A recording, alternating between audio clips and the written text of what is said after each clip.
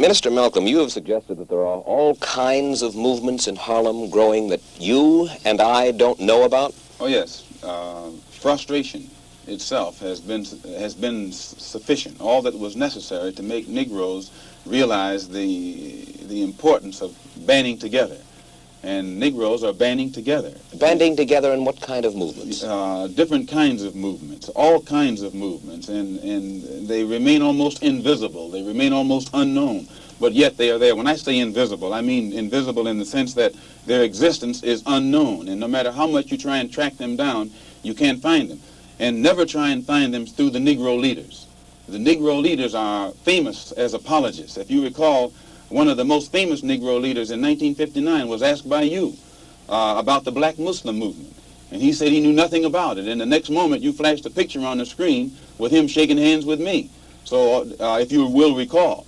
So this is their policy. This is their attitude or their reaction. They never know what's going on in the Negro community. And what form will the activities of these various so-called invisible movements take in Harlem this summer? An example. Commissioner Murphy.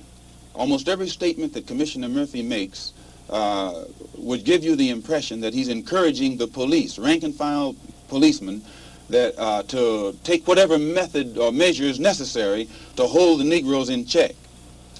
He feeds the type of statistics to the white public to make them think that Harlem is a complete criminal area, that everyone is prone toward violence.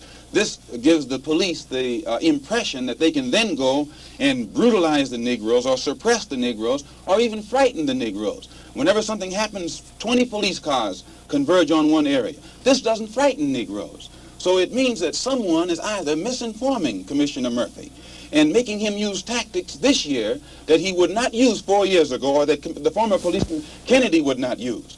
And this force that is so visible in the Harlem community creates a spirit of resentment in every Negro. They think they're living in a police state and they become hostile toward the policeman. They think that the policeman is there to be against them rather than to protect them.